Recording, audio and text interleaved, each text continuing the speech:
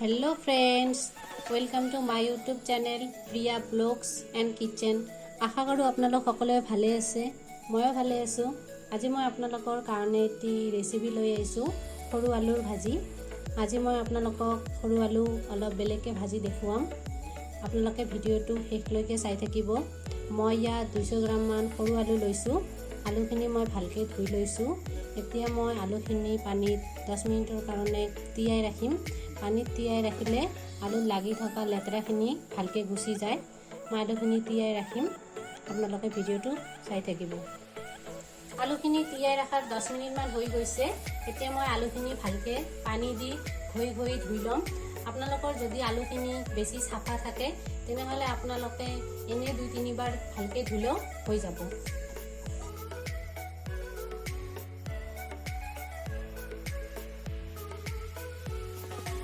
আলুখিনি মই ভালকৈ ধুই লৈছো। এতিয়া আলুখিনি মই হাফ বইল কৰি ল'ম। মই কেৰাহীত পানী দি লৈছো। পানীৰ পৰা উতল আহিলে মই ধুই ৰখা আলুখিনি দিম।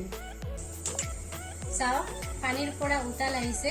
এতিয়া মই ইয়াত আলুখিনি দিম, দি হাফ বইল কৰি ল'ম।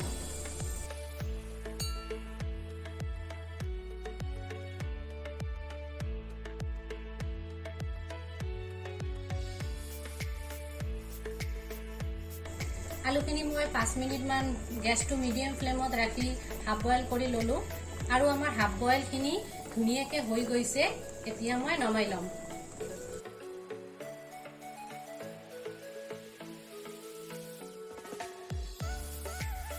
আলুখিনি মই নমাই লৈছো। এতিয়া মই এইখিনি ফ্ৰাই কৰিম।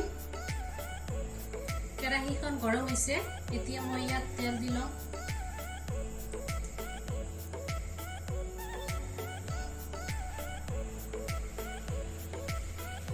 মই অকণমান তেল দিছো কাৰণ এই ফ্ৰাইটোত বেছি তেল নালাগে। এইখিনি তেলতে ফ্ৰাইটো হৈ যাব।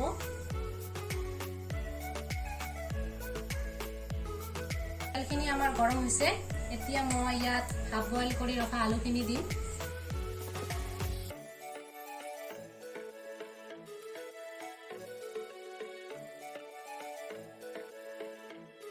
মই ইয়াত 2টা কেঁচা জলকীয়া দিম।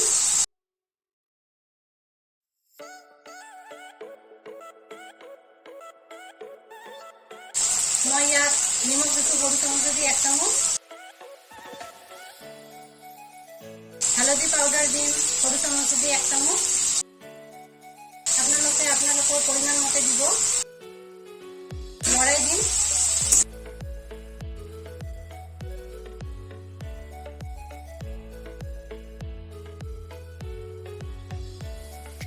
মই গেছটো মিডিয়াম ফ্লেমত ৰাখি আলুখিনি ফ্ৰাই কৰি থাকিম।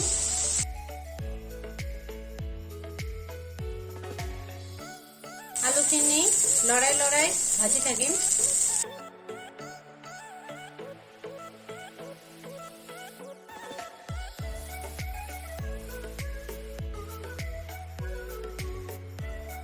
মই আলুখিনি গেছটো মিডিয়াম ফ্লেমত ৰাখি 8 মিনিটমান ফ্ৰাই কৰি ল'লো।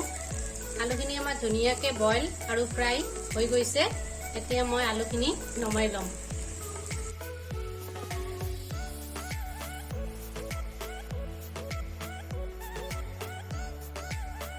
চাওক, ধুনীয়াকৈ বইল হৈছে।